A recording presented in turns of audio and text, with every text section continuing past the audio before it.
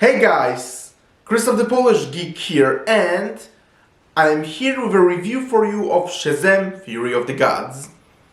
The movie actually was also on my most anticipated list, and I have to say, this is the first movie of my most anticipated list that I actually ended up really enjoying, because Asterix, Obelix, The Middle Kingdom was a disappointment, and Cocaine Bear was trash and terrible, but this is the first of those movies that I ended up really enjoying. And what did I like Shazam?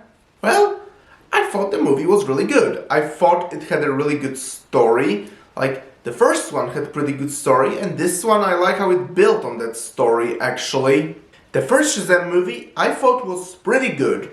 Maybe not quite as amazing as some of the DCEU best entries like Wonder Woman or Zack Snyder's Justice League, or even the second Suicide Squad, but I thought it was a pretty good, solid superhero movie, and I loved the family dynamic in this movie, and I also loved that it was a unique take, and that it was like, what if a little kid got superpowers and could turn into adult? I thought it was a pretty cool, unique concept, actually.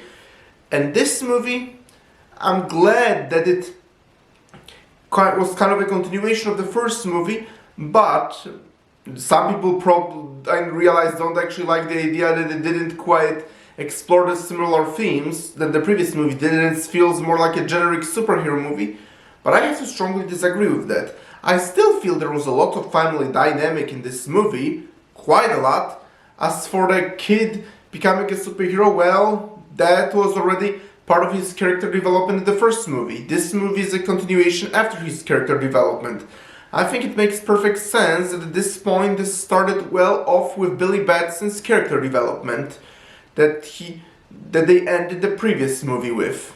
And as I said, the story of the movie is pretty good. It's not like inventive or original or anything, but it's still a pretty good story for a superhero action flick, and I really like that it starts that there is a new girl in Freddy's class and they develop a relationship, but we quickly find out this girl actually is allied with the villains actually. In fact, she's one of the three sisters. I mean, she turns out to be one of the three daughters of Atlas, who are actually the villains in this movie. Of course, as you can predict, and I did, she redeems herself in the end, so I could say that in some ways the movie is pretty predictable, but it still doesn't change the fact there are some interesting twists, like, although once I knew who she was, I knew she was going to redeem herself, but I didn't actually know she was supposed to be like one of the daughters of Atlas in the first place, so I guess you could call that a twist.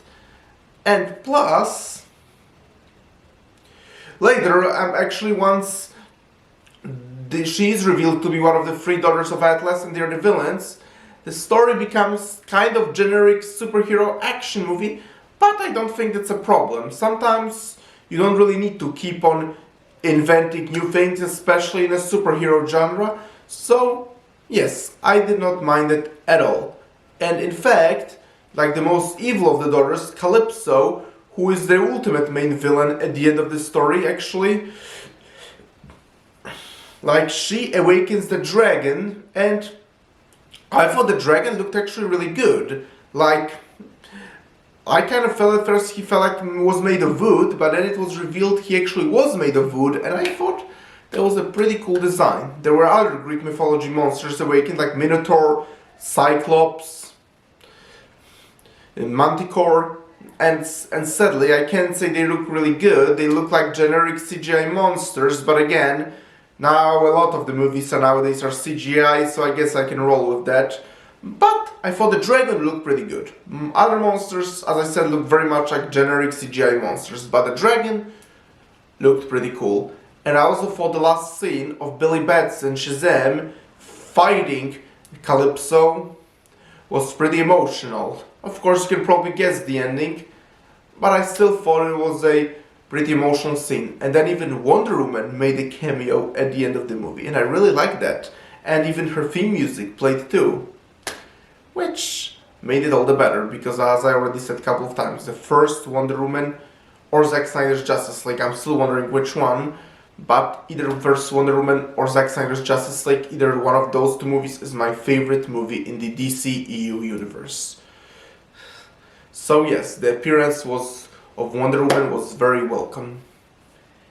And also I thought the jokes in the movie were pretty funny actually. I laughed a couple of times actually, because I thought the movie was very well pulled off many of its jokes, because Shazam also was meant to be a comedy in some moments, and yes, I thought the comedy in this movie was really good.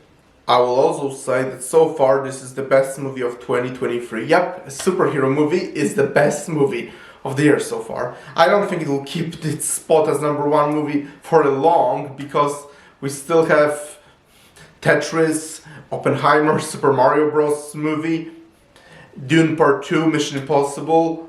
We still have quite a lot of movies that have a huge potential, and I would be surprised if none of them dethrones it.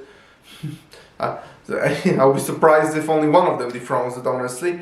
But so far, as long as none of them come out, this holds the #1 spot of 2023.